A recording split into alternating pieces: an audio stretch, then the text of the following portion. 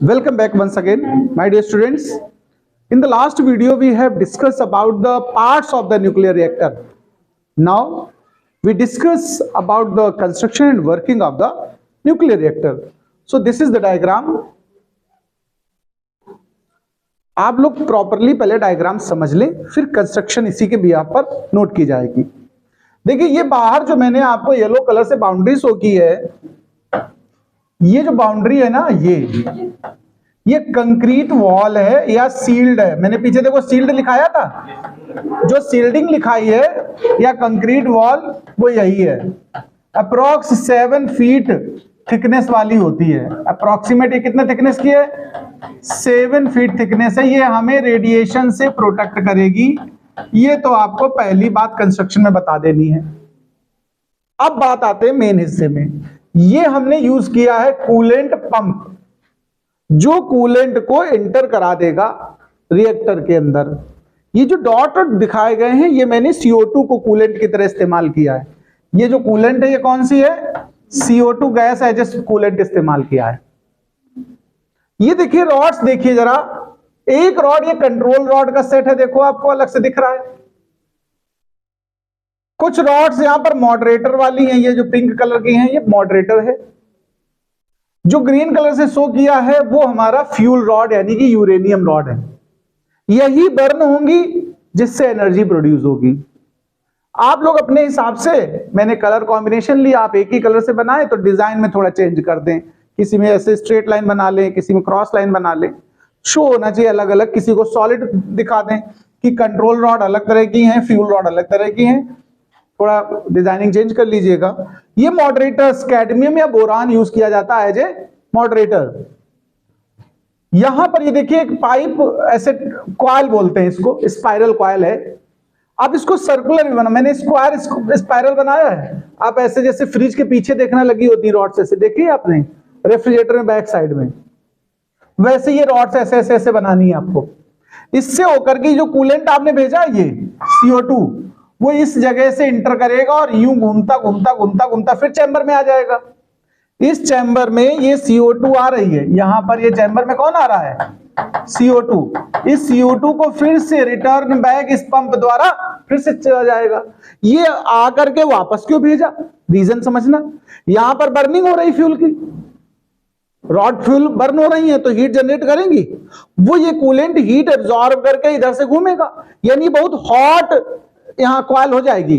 और इस hot coil के सराउंडिंग में मैंने कोल्ड वाटर भेजा है। देखो ये कोल्ड वाटर जा रहा है कि नहीं जा रहा? देखो यहां से कोल्ड वाटर जाएगा और इसके कांटेक्ट में जब आएगा, ध्यान रखिएगा, इस हॉट कॉइल के, तो वो भी हीटेड होना शुरू होगा। और ये कोल्ड वाटर धीरे धीरे जब ऊपर जा रहा होगा, लगातार उसको कॉइल कांटेक्ट करती रहेगी। हाई हीट अगर उसको मिलती रहेगी तो थोड़ी देर बाद ये किसमें कन्वर्ट हो जाएगा? वेपर में। किसमें कन्वर्ट हो जाएगा बताओ? वेपराइजेशन स्टार्ट हो जाएगी। यहाँ ये स्टीम वेपर तैयार हो जाएगी। और ये स्टीम वेपर देखिए यहां बाहर निकल रही है, यही टू द टरबाइन। ये कहां पहुंचाई जाएगी? ये टरबाइन की तरफ भेज दी जाती है और टरबाइन इसकी वजह से रोटेट होकर के इलेक्ट्रिसिटी जनरेट करता है। तो ये आपको कंस्ट्रक्शन भी समझ में आ गया मुझे लग रहा है, और वर्किंग भी समझ में आ गई होगी। यही वर्किंग इसी तरह बतानी है तुम्हें। वर्किंग में एक बात और पढ़ा लेनी है कि हम जब स्टार्ट करेंगे प्रोसीजर को, तो जो कंट्रोल रॉड है ना, ये बाहर निकाल ली जाती है। कंट्रोल रॉड करती क्या है? एक्स्ट्रा न्यूट्रॉन्स को एब्जॉर्ब कर लेती है। रोकना होगा तो इंटर करा देंगे, तो जितने एक्स्ट्रा होंगे उनको एब्जॉर्ब कर लेगी, रिएक्शन रुक जाएगी। जब हमें स्टार्ट करना होगा तो कंट्रोल रॉड, तभी तो ये थोड़ा बाहर की तरफ दिखाई है मैंने, देखो इनको बाहर निकाल लिया जाएगा तो प्रोसीजर स्टार्ट हो जाएगा। जब भी रोकना चाहोगे इंटर करा दोगे। एक और पेयर बनाना चाहिए, मैं अलग से बना दे रहा हूं इसको, उसको बोलते हैं सेफ्टी रॉड। मैंने लिखाया है, जब मेंटेनेंस वगैरह करना हो, अचानक कुछ गड़बड़ी हो जाए तो वो ऑटोमेटिक इंटर कर जाएंगी। आप सेफ्टी रॉड के लिए तो अलग से कोई सेट तैयार कर लीजिए। जैसे मैं बना देता हूं सेफ्टी रॉड। देखिए सेफ्टी रॉड ज्यादातर आउट रहती हैं, इस रिएक्टर से बाहर ही सेफ्टी रॉड रहेंगी, ध्यान रखना। ये जो सेफ्टी रॉड है इंटर नहीं करती, ये ऑटोमेटिक इंटर करती हैं जब इमरजेंसी की सिचुएशन आती है। तब तक ये बाहर पड़ी रखो, ऐसे 3 या 4 बना दो। ये है, ये क्या शो कर रही हैं?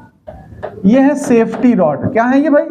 हाँ, इनको सेफ्टी रॉड इसीलिए व्हाइट कलर से बना दिया मैंने, ये बिल्कुल ही स्टॉप कर देंगे, इनका नाम लिख दो सेफ्टी रॉड। तो जब कभी एकदम रोकनी है रिएक्शन बिल्कुल मेंटेनेंस पर्पज वगैरह से, तो फिर इनको ये ऑटोमेटिक इंटर कर जाएंगी रिएक्टर में, जो भी एक आध न्यूट्रॉन रहेंगे भी होंगे उनको भी वो एब्जॉर्ब कर लेती हैं। तो चलिए कंस्ट्रक्शन की बात हम शुरुआत करते हैं। तो आप लिखेंगे nuclear reactor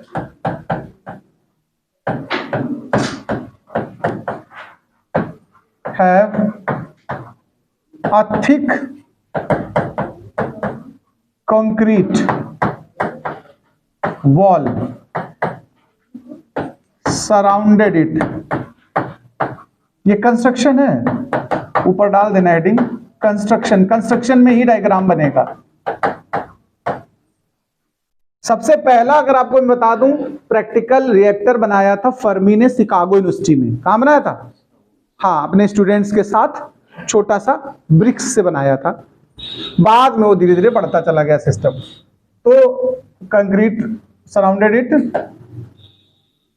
there are few fuel rods made of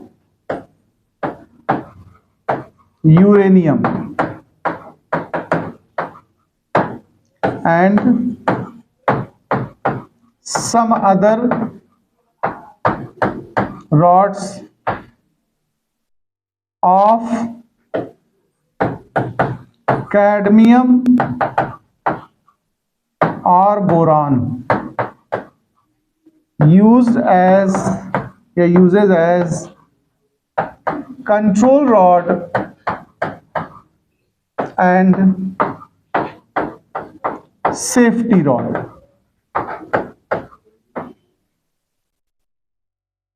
These are also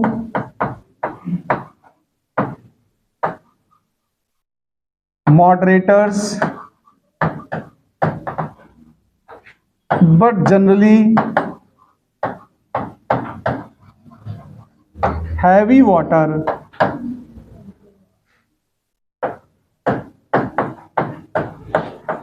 uses as moderator।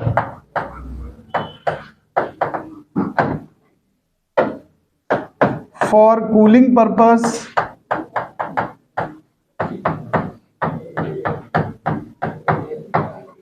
here we use CO2 and water converts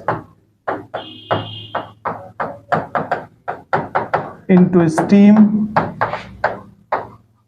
goes to turbine.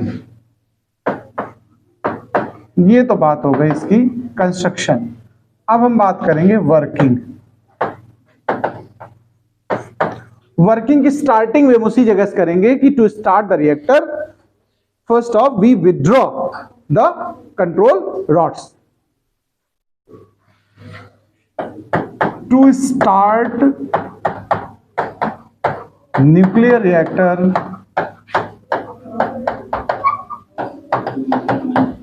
first of all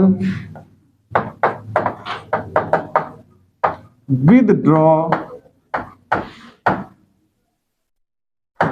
control rods from the reactor। Now neutrons starts fission of uranium atoms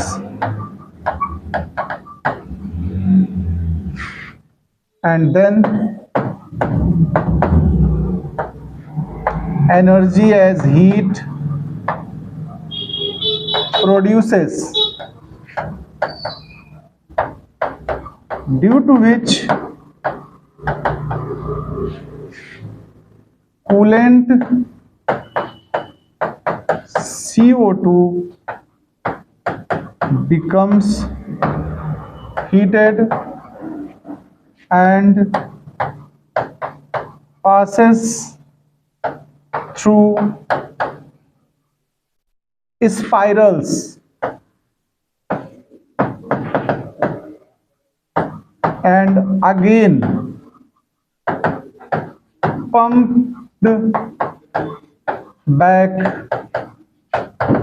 to the reactor by a pump. Cold water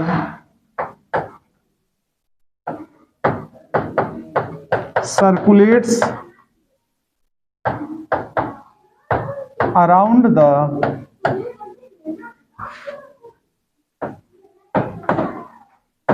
spirals, so it converts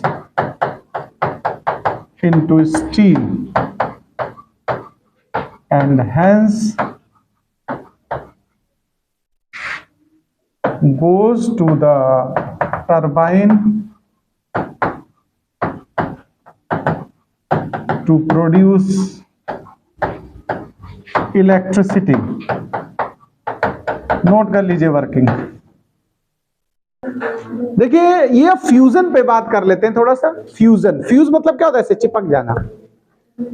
देखो when two or more very light nuclei comes closer with high speed, then they attach to each other and make a single nucleus. Such process is known as nuclear fusion. As a result, a tremendous amount of energy liberated. Okay? तो पहले तो definition ही लिख लो, article का नाम डालो nuclear fusion. उसमें लिखना when two or more light nuclei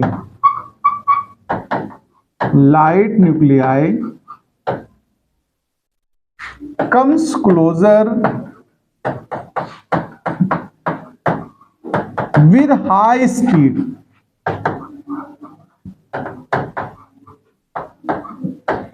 then they join each other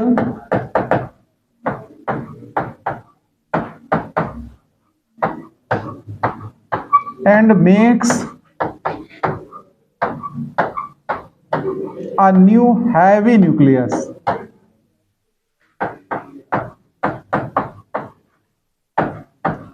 Such process is called nuclear fusion. As a result of fusion,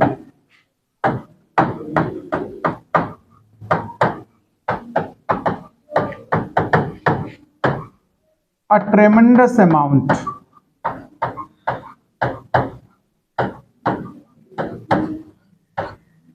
of energy liberated.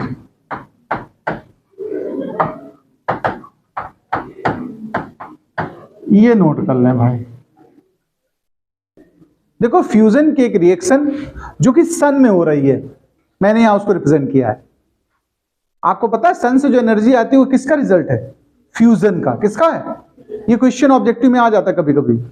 The energy coming from the sun is the result of the nuclear, और फिर option देगा disintegration, fusion, fission etcetera. तो आप क्या बोलेंगे? Fusion. क्या है वहां रिएक्शन? जरा इस पे मैं बात कर लेता हूं. देखिए 1H2 यानी ड्यूटेरियम, हाइड्रोजन आइसोटोप तो पढ़े आपने, 1H1, 1H2, 1H3. तो 1H2 पहले मिलते हैं तो बनाते 1H3, 1He3 मतलब, और 1H1 यानी प्रोटॉन, और 4 MeV बनाते हैं. फिर ये 1He3 जुड़ता है एक और न्यूट्रॉन से, तब ये बनाता है 2He4. एक न्यूट्रॉन बनता है और 17.6 MeV एनर्जी फिर से लिबरेट होती है. अगर इसी रिएक्शन को कंबाइंड करके हम थिंक आउट करें तो कुछ इस तरह बनेगा 1H2, 1H2, 1H2. तो 2He4, 1H1, 0N1 और 21.6 MeV. नोट करिए रिएक्शन भी. देखो एक बात और समझना, ये फ्यूजन उतना आसान नहीं है. जितना इजी फिजन है। क्यों? वाई? न्यूक्लियस क्या है? पॉजिटिव चार्ज है, इजिली ज्वाइन नहीं करेंगे। इसके लिए एक स्पेशल कंडीशन होती है, हाई प्रेशर और हाई टेम्परेचर। टेम्परेचर तो 10⁸ केल्विन चाहिए। कितना? सन वगैरह में हाई टेम्परेचर ऑलरेडी एग्जिस्ट कर रहा है, तो इसलिए वो फ्यूजन कंटिन्यूअस हो रहा है। अगर हमें प्रैक्टिकली कहीं अर्थ पे बनाना है फ्यूजन का कॉन्सेप्ट, तो उतना टेम्परेचर क्रिएट करना इजी वर्क नहीं कि तुम सोचो कि थोड़ा बहुत अपना जला दिया ईंधन कुछ पेट्रोल डीजल ना। उसके लिए आपको पहले एटम बम ब्लास्ट करना होगा, एटॉमिक बम, जो अभी पढ़ाया था पीछे, फ्यूजन बॉम्ब। यानी वो जब ब्लास्ट करते हैं तो वो प्रेशर और वो टेम्परेचर जनरेट होता है जो फ्यूजन के लिए जरूरत है। इसीलिए हाइड्रोजन बम का जो सेंटर होता है, ध्यान रखिएगा, वो फ्यूजन बॉम्ब होता है। क्या होता है? तो एक लाइन यहां बढ़ा लेना, fusion is not an easy process. For this very high pressure and about 10⁸ Kelvin temperature required. So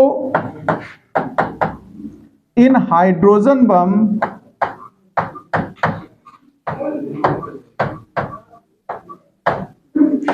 its center made of fission bomb, यानी सबसे पहले फिजन बम ब्लास्ट होता है, तब हाइड्रोजन फ्यूजन स्टार्ट होता है। लेकिन फिर इतना ज्यादा नुकसान होता है कि तुमको मैं बता नहीं पाऊंगा, ठीक है। इसलिए जो बम वगैरह बना लिए ना लोगों ने, कुल मिला के मनुष्य ने अपनी बर्बादी का सामान इकट्ठा कर लिया, ये समझ लो। जितने एटम बम और हाइड्रोजन बम इस समय अर्थ पर है ना, मुझे तो लगता है 2-3 बार यहां पर सिविलाइजेशन खत्म करने के लिए सफिशिएंट है। एक बार नहीं, 2-3 बार। तो इसलिए भाई हमारी सलाह मानो तो बम बनाना बंद कर दो, और हो सके तो उनको पैसिफिक ओशियन में कहीं फेंक दो। हाँ, किसके पास सबसे ज्यादा बम, जरा जानकारी होनी चाहिए आपको। सबसे ज्यादा जो न्यूक्लियर वेपन्स है लगभग 6500 वो रसिया के पास है, मोर देन। सेकेंड नंबर पे 3500 के आसपास यूएसए है, देखो काफी पीछे है रसिया से। अपने पास तो बहुत कम है, अपने पास अबाउट 100 है इंडिया के पास, और पाकिस्तान के पास कहा जाता 150। इस मामले में रही से पाकिस्तान हमसे। अब वो जो भी हो, लेकिन ऐसा मतलब जो इंटरनेशनल रिपोर्ट में उसकी बात कर रहा हूं, इस मामले में खाली रईस है, ठीक है। बस ये जरूर हो सकता है साइज वाइज उनके पास छोटा हो, 100-200 ग्राम के बना के रख लिए हो, लेकिन मतलब नंबर्स में ज्यादा है उनके पास। हमारी चूंकि कंट्री एक रिस्पॉन्सिबल कंट्री है, हम लोग पीसफुल पर्पस के लिए फ्यूल का यूज कर रहे हैं। हमारे पास 7 से ज्यादा न्यूक्लियर रिएक्टर हैं एस्टेब्लिश्ड, जिनसे हम लोग इलेक्ट्रिसिटी जनरेट कर रहे हैं। तो हमने कहा हमें पीसफुल, हाँ बना के थोड़े रख इसलिए लिए हैं कि कोई बदतमीजी करे, ज्यादा 3-5 करे तो फेंक देंगे 1-2। अभी तक इंडिया की पॉलिसी रही नो फर्स्ट यूज पॉलिसी। क्या बोलते हैं इसको? नो फर्स्ट यूज पॉलिसी, यानी पहले हम बम नहीं फेंकेंगे, लेकिन कोई अगर फेंक देगा तो फिर हम छोड़ेंगे भी नहीं। बट अब पॉलिसी थोड़ा चेंज हो गई। अभी राजनाथ सिंह ने कहा था कि हाँ हम पहले फेंकना तो नहीं चाहते हैं, लेकिन ज्यादा उकसाया जाएगा तो हम फेंक भी देंगे। ऐसा कोई कसम नहीं खाए बैठे हैं कि हम पहले नहीं फेंकेंगे। ये पहला स्टेटमेंट है जो उन्होंने ऐसा दिया, ना इससे पहले हर नेता यही कहता रहा हम पहले नहीं फेंकेंगे। तब से पाकिस्तान और थोड़ा टेंशन में है कि यार ये लोग कहीं रखो फेंक देंगे, ज्यादा परेशान करोगे। खैर चलो नोट कर लो।